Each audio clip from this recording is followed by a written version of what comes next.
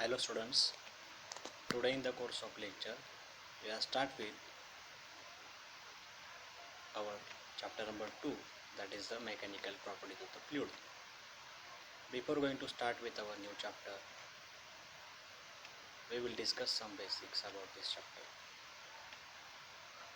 मित्रांनो, इयत्ता 11वी मध्ये तुम्ही चॅप्टर नंबर 6 मध्ये mechanical properties of the solid शिकले होते. त्या चॅप्टरमध्ये तुम्ही मॅटरचा स्टडी केला होता. आता या वर्षी आपण mechanical properties of the fluid हे स्टडी करणार आहोत. तर या चॅप्टरसाठी सुद्धा आपल्याला मॅटरचा स्टडी हा महत्त्वाचा आहे आणि तो आपल्याला रिवाईज करून घ्यावा लागेल. त्यासाठी आपण मॅटरवरती आपण कॉन्सन्ट्रेट करूया. आता मित्रांनो, मॅटर कशाला म्हणायचं? आता मॅटर हा स्टडी करण्याआधी इथे तुम्ही चॅप्टरचं नाव जे बघितलं आहे, mechanical properties of the fluid. आता मी मागच्या वर्षी सुद्धा तुम्हाला सांगितलं होतं की मेकॅनिकल प्रॉपर्टीज म्हणजे काय किंवा मेकॅनिकल प्रॉपर्टीज हे कशाला म्हणतात. तर मेकॅनिकल प्रॉपर्टीज म्हणजे it is nothing but it is the physical behaviour or physical property of the material which exhibits when a external force is applied on a material or a object. That is a mechanical property. Means mechanical property आणि physical property दोघं एकच concept आहेत आणि आपल्याला या चॅप्टरमध्ये fluid संबंधित ज्या पण मेकॅनिकल प्रॉपर्टीज असतील त्याचा आपल्याला अभ्यास ते करायचा आहे. तर आपण आता आपल्या PPT प्रेझेंटेशनकडे वळूया. तर मित्रांनो, आपण आज आपल्या चॅप्टरमध्ये हे 3 पॉईंट कव्हर करणार आहोत. पहिला पॉईंट आहे तुमचा इंट्रोडक्शन, दुसरा पॉईंट आहे व्हॉट इज फ्लूइड आणि तिसरा पॉईंट आहे आपला properties of the ideal fluid. आता इंट्रोडक्शनचा विचार केला तर आपण याच्यामध्ये मॅटरचा स्टडी अभ्यासणार आहोत. आता मॅटरचं क्लासिफिकेशन किंवा मॅटर कशाला म्हणतात? मित्रांनो, तुम्हाला आधीच मी फिजिक्स या सब्जेक्टबद्दल सांगितलं होतं किंवा या फिजिक्स या सब्जेक्टच्या बेसिक्सबद्दल मी बोललो होतो. त्याच्यामध्ये आपण बघितलं असेल फिजिक्सची डेफिनेशन आपण अभ्यासली असेल किंवा बघितली असेल, वाचली असेल. तर मी सांगितलं होतं त्याप्रमाणे physics is the branch of science which deals with the study of matter and energy. म्हणजे फिजिक्सचा स्टडी करत असताना आपण त्याच्यामध्ये मॅटरचा स्टडी करतो आणि एनर्जीचा स्टडी आपण करत असतो. तर आपण मॅटर कशाला म्हणायचं, तर आपण आपल्या ॲक्च्युअल टॉपिकवरती येऊया. तर चला, इंट्रोडक्शन. What is matter? आता बऱ्याच मुलांच्या मनात प्रश्न असेल की मॅटर कशाला म्हणावं. तर मॅटर म्हणजे everything that you see or don't see, means anything that has mass and occupies some space. म्हणजे अशी गोष्ट की ज्याला मास आहे आणि त्याला काहीतरी स्पेस पण लागते, अशा वस्तूंना आपण काय म्हणतो, मॅटर म्हणतो. तर मॅटरचं क्लासिफिकेशन आपण बघितलं तर मॅटरचं क्लासिफिकेशन आपण जनरली 5 ग्रुप्समध्ये करू शकतो. Matter is classified into 5 groups. First one, solid. आता तुम्ही ते स्क्रीनवरती बघत असाल, मॅटरचं क्लासिफिकेशन आपण जर बघितलं तर इथे आहे, पहिला आहे सॉलिड. इथे मार्किंग केलेलं आहे, तुम्ही बघू शकतात की सॉलिड हा तुमचा पहिला मॅटर आहे. आता लिक्विड हा तुमचा दुसरा आहे. First one is the solid, second is the liquid, third one is the gas, fourth one is the plasma and last one is the Bose Einstein condensate. आता हे झालं मॅटरचं क्लासिफिकेशन. पण मित्रांनो, तुम्ही आजपर्यंत इयत्ता 11वीपर्यंत सॉलिड, लिक्विड, गॅस याबद्दल तुम्ही बेसिक स्टडी केला होता. आता आपण बघत आहोत प्लाझ्मा आणि बोज-आइन्स्टाईन कंडेन्सेट काय आहे. तर आपण सेपरेटली टाईप्स ऑफ मॅटर बघूया. चला तर मग आपण आपल्या नेक्स्ट स्लाईडवरती. आता बघा मित्रांनो, इथे आपण एक पिक्चर दिसत आहे. या स्लाईडमध्ये एक पिक्चर दिसत आहे. याच्यामध्ये सॉलिड, गॅस आणि लिक्विडच्या इमेजेस आपण टाकलेले आहेत. तर दोघं इमेज बघून आपल्याला एक मनात विचार आला असेल की सॉलिड, गॅस आणि लिक्विडचे आपण एक्झाम्पल्स वरच्या इमेजमध्ये ठेवलेले आहेत. म्हणजे इथे आपण एक फिजिकल बिहेवियर आपण इथे बघू शकतो. आता सॉलिड म्हटला म्हणजे इथे आईसचं एक्झाम्पल आपण घेऊ शकतो. आता गॅसेसबद्दल म्हटलं तर आपण चहाचा कप ठेवलेला आहे इथे आणि त्याच्यातून इव्हॅपोरेशन होतं आहे किंवा वाफते, तर हे त्याचं एक एक्झाम्पल आहे. आणि लिक्विड म्हणजे आपण एक ग्लास घेतला आहे, ग्लासमध्ये पाणी फिलअप केलेलं आहे. हा झाला त्याचा एक्सटेरियर पार्ट, ही त्याची वरची बाजू झाली. आता मित्रांनो, आपण दुसरी इमेज जर बघितली तर त्यामध्ये आपल्याला दिसतं आहे की गॅस, लिक्विड आणि सॉलिड डेन्सिटीच्या पॉईंट ऑफ व्ह्यूने जर आपण इथे क्लासिफिकेशन केलं तर गॅसची डेन्सिटी ही लिक्विडपेक्षा खूप कमी असते आणि लिक्विडची डेन्सिटी ही सॉलिडपेक्षा कमी असते आणि सगळ्यात जास्त डेन्सिटी ही सॉलिडची असते. आपण जर इमेज बघितली तर आपल्याला कळेल. आता मित्रांनो, सॉलिडचा स्टडी करत असताना आपण लास्ट इयर अभ्यासलं होतं की सॉलिड म्हणजे काय. तर सॉलिड म्हणजे काय, तर solid is the one of the fundamental states of the matter. It is the states of the matter, means first states of the matter. आता याचा अर्थ कसा घ्यायचा, अ substance or object that is hard, not a liquid or gas. आता solid म्हणजे काय, तर एक फंडामेंटल स्टेट्स आहे मॅटरची, म्हणजे पहिली स्टेज आहे. तर याच्यामध्ये आपण एखादा असा ऑब्जेक्ट असतो किंवा सबस्टन्स असतो की तो हार्ड असतो. Hard in short means rigid. आता रिजिड हा कॉन्सेप्ट काय याच्याबद्दल आपण आधी डिस्कस करून घेऊया. What is rigid body. आता मित्रांनो, एखादा स्टोन असेल, एखादा दगड असेल, एखादा मेटलचा रॉड असेल, तर त्याची जे मेकिंग प्रोसेस आहे किंवा तो जो बनवला जातो तर त्याच्यामध्ये नंबर ऑफ पार्टिकल असतात, ते कंबाईन केलेले असतात आणि मग एक स्टोन किंवा एक मेटलचा रॉड हा फॉर्म होतो. आता रिजिड बॉडीची डेफिनेशन जर बघितली आपण, the particle remains constant in its position. Means दोन पार्टिकल जर एका ऑब्जेक्टचे असतील किंवा समजा आपण स्टोनचं एक्झाम्पल घेतलं, स्टोनमध्ये समजा आपण आता स्टोन आपण ड्रॉ करून बघूया. इथे थोडक्यात बघा, तुम्ही बघू शकता इथे आपण एक गोल ड्रॉ केला. आता इथे जर आपण बघितलं तर आपल्या लक्षात येईल या स्टोनमध्ये आपल्याला नंबर ऑफ पॉईंट्स आहेत. आता एखादा स्टोन जर बनतो किंवा फॉर्म होतो तर त्याच्यामध्ये नंबर ऑफ पार्टिकल असतात. आता हे सगळे पार्टिकल, प्रत्येक पार्टिकलची एक फिक्स जागा असते, स्पेस असतो, त्याला पर्टिक्युलर मास असतो. आता आपण जर डिस्टन्सचा विचार केला, the distance between the two particle always remains constant. Means एखाद्या हार्ड बॉडीमध्ये, एखाद्या ऑब्जेक्टमध्ये दोन पार्टिकल असतील तर ते दोन पार्टिकल त्याची जागा बदलू शकत नाही. मीन्स समजा एखादा ऑब्जेक्ट किंवा एखादी बॉडी जर मोशनमध्ये जरी असेल तरी त्याच्या पार्टिकलच्या पोझिशनवरती फरक पडत नाही. अशा ऑब्जेक्टला आपण काय म्हणतो, रिजिड बॉडी म्हणतो किंवा त्याला आपण सॉलिड म्हणू शकतो. आणि सॉलिडची डेन्सिटी ही खूप जास्त असते as compared to the liquid and as compared to the gases.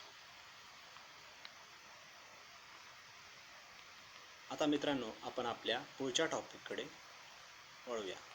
आता पुढचा भाग आहे तुमचा लिक्विड. आता सगळ्यांना माहिती आहे लिक्विड काय असतं. Liquid is a sample of matter. It is a second step of a matter which has definite size or a volume and will not have any particular shape of its own. Means लिक्विडचा हा जो concept आहे याच्यामध्ये त्याला काय असतं, size ही definite असते, व्हॉल्यूम पण डेफिनेट असतो, but which has no particular shape of its own. म्हणजे पाण्याला, आता पाण्याचं एक्झाम्पल आपण लिक्विडमध्ये घेऊ शकतो. पाणी असेल, केरोसिन असेल किंवा ऑइल असतील, हे सगळे काय आहेत, लिक्विड आहेत. तर हे सगळे काय आहेत, लिक्विड. आणि ह्या लिक्विडला आपण एखाद्या भांड्यात टाकलं तर तो त्या भांड्याचा आकार हा घेत असतो, म्हणून त्याला पर्टिक्युलर शेप हा नसतो. त्याला साईज ही डेफिनेट असते, व्हॉल्यूम पण हा डेफिनेट असतो. हे झालं लिक्विडबद्दल. नेक्स्ट आहे तुमचा गॅस. आता गॅसेसबद्दल आपण स्टडी केला तर gas is a state of matter that has no fix shape, no fix volume. आता मित्रांनो, गॅसेसबद्दल काही जास्त आपण बोलू शकत नाही. गॅसेस म्हणजे काय तर त्याला फिक्स शेप नसतो किंवा फिक्स व्हॉल्यूम पण नसतो, तर त्याला आपण काय म्हणतो, गॅस म्हणतो. नेक्स्ट आहे तुमचं plasma. It consist of a gas ions, free electrons and neutral atoms. याला आपण काय म्हणतो, प्लाझ्मा असं म्हणतो. Plasma is a fourth state of matter. It consist of gas of ions, free electrons and neutral atoms. Means in short, it is the ionization of the free electrons. या कॉन्सेप्टला आपण काय म्हणतो, प्लाझ्मा. आता मित्रांनो, या चॅप्टरमध्ये आपण चॅप्टरचं नाव जर बघितलं, mechanical properties of the fluid.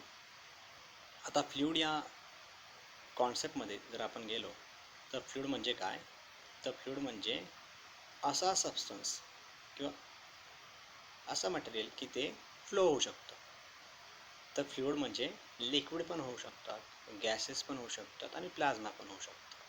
पण या चॅप्टरमध्ये आपण लिक्विडच्या प्रॉपर्टीजवरती स्टडी करणार आहोत. म्हणजे लिक्विडच्या मेकॅनिकल प्रॉपर्टीज आपण स्टडी करणार आहोत. मग त्यात विस्कॉसिटी असेल, हायड्रोस्टॅटिक पॅराडॉक्स असेल किंवा सरफेस टेन्शन असेल, या सगळ्या प्रॉपर्टीजचा आपण स्टडी इथे करणार आहोत.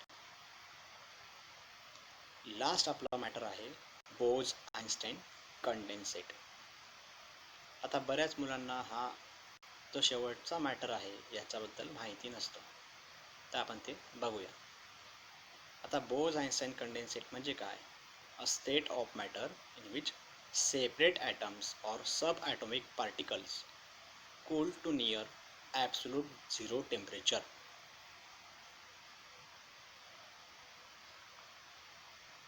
म्हणजे मॅटरचे काही सेपरेट ॲटम्स असतील किंवा सब ॲटॉमिक पार्टिकल असतील, ते थंड होतात ॲट झिरो टेम्परेचरला.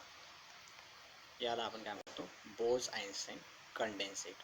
आता मित्रांनो, आपण सॉलिड, लिक्विड आणि गॅसेसच्या इमेजेस आपण बघितल्या होत्या, तसंच आपण आता प्लाझ्माच्या इमेज इथे बघू शकतो. बघा, प्लाझ्मा इमेजेस, या दोघं इमेजेस आपल्याला प्लाझ्माच्या आहेत, ते आपल्या स्क्रीनवरती दिसत आहेत आणि आपण त्या ऑब्झर्व करू शकतो. प्लाझ्माचा कलर कसा आहे बघा, इथे ब्ल्यूइश कलर दिसतोय. आता ही इमेज आहे प्लाझ्माची. नेक्स्ट आपण बघू शकतो स्लाइडवरती, हे आहे बोज-आइन्स्टाईन कंडेन्सेटची कॉन्सेप्ट, अशी त्याची इमेज असते. आता पुढचा भाग आहे, आपण आपल्या प्रॉपर्टीजकडे वळूया. What is fluid. आता आपण आपल्या मेन कॉन्सेप्टवरती येत आहोत. आता फ्लूइड म्हणजे काय, a fluid is a substance that has no fix shape. Fluid काय, एक असा सबस्टन्स असतो त्याला फिक्स शेप नसतो. Liquid gases can flow and are therefore called as a fluids. Liquid आणि गॅसेस हे कसे असतात, ते फ्लो होऊ शकतात आणि त्याला आपण काय म्हणतो, फ्लुइड्स म्हणतो. तर आता फ्लुइडची ॲक्च्युअल डेफिनेशन अभ्यासणार आहोत. आता फ्लुइडची ॲक्च्युअल डेफिनेशन काय आहे, तर आपण चला तर मग बघूया. Any substance that can flow is called as a fluid. Fluid is a substance that deforms continually under the action of the external force. Fluid is a phase of matter that includes liquid, gases and plasma. बघा मित्रांनो, मी आता सांगितलं तुम्हाला की fluid म्हणजे काय, असा substance की तो फ्लो होऊ शकतो and they deform continually under the action of the external force. आता इथे डिफॉर्म हा शब्द आला आहे. मागच्या वर्षी तुम्ही चॅप्टर नंबर 6 मध्ये म्हणजे मेकॅनिकल प्रॉपर्टीज ऑफ द सॉलिडमध्ये डिफॉर्मेशन हा एक कॉन्सेप्ट तुम्ही स्टडी केला होता. आता डिफॉर्मेशन कशाला म्हणायचं, deformation means there is a change in a shape or size of the object whenever the force is applied on a material or object. एखाद्या मटेरियलवरती किंवा ऑब्जेक्टवरती जर आपण एक्सटर्नल फोर्स अप्लाय केला आणि त्या बॉडी किंवा त्या ऑब्जेक्टच्या शेप अँड साईजमध्ये काही बदल झाला, तर त्याला आपण काय म्हणतो, डिफॉर्मेशन म्हणतो. हे तुम्ही मागच्या वर्षी शिकले होता. त्याच्यात तुम्ही प्लास्टिसिटी, इलॅस्टिसिटी हे 2 कॉन्सेप्ट स्टडी केले होते. त्यानंतर स्ट्रेस आणि स्ट्रेनचा स्टडी केला होता. त्याच्यामध्ये तुम्ही tensile stress, volume stress, shearing stress असा स्टडी तुम्ही केला होता. आता टेन्साईल स्ट्रेस म्हणजे काय? एखाद्या ऑब्जेक्टवरती जर आपण फोर्स अप्लाय केला तर काय होणार? डिफॉर्मेशन चेंजेस, मीन्स डिफॉर्मेशन होणार, त्या बॉडीचं कॉन्फिगरेशन चेंज होणार. म्हणजे काय? तर टेन्साईल स्ट्रेस असेल तर काय होणार? चेंज इन अ लेंथ होईल. जर व्हॉल्यूम स्ट्रेस असेल तर change in a volume, and shearing stress असेल तर change in a shape of the object. असं आपण स्टडी केलं होतं. तर फ्लूइड हा समजला का कॉन्सेप्ट तुम्हाला? Any substance that can flow is called as fluid. आता कॅटेगरीज केल्या तर काय होईल? लिक्विड आणि ग्लासेस आणि प्लाझ्मा हे फ्लूइडमध्ये इन्क्लूड होतात. तर मित्रांनो, आपण या चॅप्टरमध्ये लिक्विडचा स्टडी हा बेसिकली करणार आहोत. चला तर मग आपण बघूया प्रॉपर्टीज ऑफ आयडियल फ्लूइड. आता फ्लूइडच्या आयडियल प्रॉपर्टीज काय काय असतात ते आपण बघूया. आता पहिली प्रॉपर्टी आहे, इट इज इनकॉम्प्रेसिबल. आता incompressible means it's density is constant. The fluid, एखादा आयडियल फ्लूइड असेल त्याची काय असते पहिली प्रॉपर्टी? काय इथे? इनकॉम्प्रेसिबल मीन्स त्याची डेन्सिटी काय असेल? फिक्स असेल, कॉन्स्टंट असेल, ती चेंज होऊ शकत नाही. त्याची पहिली प्रॉपर्टी आहे. दुसरी प्रॉपर्टी आपण बघतो, इट्स फ्लो इज इररोटेशनल. म्हणजे एखादा आयडियल फ्लूइड असेल त्याची प्रॉपर्टी काय आहे? Its flow is irrotational. Its flow is smooth. इररोटेशनलचा अर्थ काय झाला इथे? Its flow is smooth, there is a no turbulence in the flow. आता मित्रांनो, लिक्विडचा स्टडी करत असताना 2 प्रकारचे फ्लो असतात. एक असतो टर्ब्युलंट फ्लो, दुसरा असतो स्ट्रीमलाईन फ्लो. आता टर्ब्युलंट फ्लो मीन्स काय? याला आपण म्हणतो खडबडता प्रवाह. म्हणजे काय आहे? इरोटेशनल. एखादी प्रॉपर्टी म्हणजे आता फ्लूइडची प्रॉपर्टी काय आहे? Its flow is irrotational means flow कसा असेल? स्मूथ असेल, त्याच्यात कुठलाच प्रकारचा टर्ब्युलन्स नसेल. म्हणजे धबधबा पाहिला असेल तुम्ही, धबधब्यामध्ये जे पाणी वाहतं ते कसं असतं? खडबडतं असतं. म्हणजे ते स्मूथ नसतं. आधी जो म्हणजे पाऊस जर जास्त झाला तर पाणी जोरात वाहतं आणि ते वरून पडत असेल धबधब्यातून तर ते कसं असतं? टर्ब्युलंट असतं. पण इथे प्रॉपर्टी आपण आयडियल फ्लूइडची बघतोय त्याच्यात काय आहे? नो टर्ब्युलन्स मीन्स लिक्विडचा फ्लो कसा असेल? स्मूथ असेल. थर्ड प्रॉपर्टी आपण बघूया, इट इज नॉन व्हिस्कस. आता नॉन व्हिस्कस म्हणजे काय? There is no internal friction in the flow. The fluid has no viscosity. आता याच्यामध्ये तुम्ही व्हिस्कस आणि व्हिस्कॉसिटीचा जर कॉन्सेप्ट बघितला तर आपल्या लक्षात येईल व्हिस्कस फ्लूइड मीन्स काय? जे चिपकणारे असतात. आता तुम्ही जर बघितलं हनीचं एक्झाम्पल घेऊ शकतो, त्याची व्हिस्कॉसिटी काय असते? जास्त असते as compared to the water. म्हणजे आयडियल फ्लूइडची प्रॉपर्टी कशी असावी?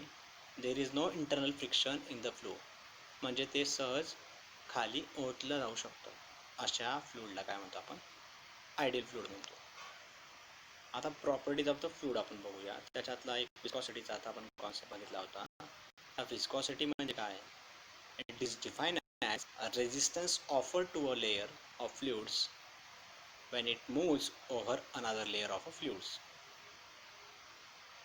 म्हणजे एक लिक्विड जर दुसऱ्या लिक्विडच्या लेयर्सवरती फ्लो होत असेल तर तिथे जो रेजिस्टन्स क्रिएट होतो, तिथे जे फ्रिक्शन क्रिएट होतं त्याला आपण काय म्हणतो? व्हिस्कॉसिटी म्हणतो किंवा डायनामिक व्हिस्कॉसिटी असं त्याला आपण म्हणतो. आता चौथी प्रॉपर्टी आहे, काय प्रॉपर्टी ती? It's flow is steady. It's flow is steady म्हणजे काय? It's velocity at each point is constant in time. म्हणजे फ्लूइड जेव्हा मूव्ह होत असेल किंवा फ्लो होत असेल तर त्याची व्हेलॉसिटी काय असेल? कॉन्स्टंट असेल, युनिफॉर्म असेल, एकसारखी असेल. ही आपली चौथी प्रॉपर्टी आहे फ्लूइडची. आता आपण बेसिक्स प्रॉपर्टी आपण त्याच्या बघूया. स्टार्ट करूया आपण. पहिली प्रॉपर्टी आहे they do not oppose deformation, they get permanently deform. म्हणजे बेसिक्स प्रॉपर्टीमध्ये आपण जर पहिली प्रॉपर्टी बघितलं लिक्विड किंवा फ्लूड असतील तर त्याच्यामध्ये ते डिफॉर्मेशनला अपोज करू शकत नाही. दे गेट परमनंटली डिफॉर्म ही त्याची पहिली प्रॉपर्टी. सेकंड प्रॉपर्टी आहे they have ability to flow. म्हणजे फ्लूडमध्ये ॲबिलिटी असते, ते फ्लो होऊ शकतात. आता सॉलिडचं एक्झाम्पल घेतलं ते फ्लो होऊ नाही शकत, ते फक्त मूव्ह होऊ शकतात किंवा मोशनमध्ये होऊ शकतात. पण फ्लूड काय असतात, they have ability to flow. आता तिसरी प्रॉपर्टी आहे they have ability to take the shape of the container. आता मी लिक्विडचं एक्झाम्पल दिलं होतं बघा, पाणी जर आपण बिकरमध्ये टाकलं तर बिकरचा शेप त्याला येतो. म्हणजे काय आहे, the ability have to take the shape of the container or a vessel.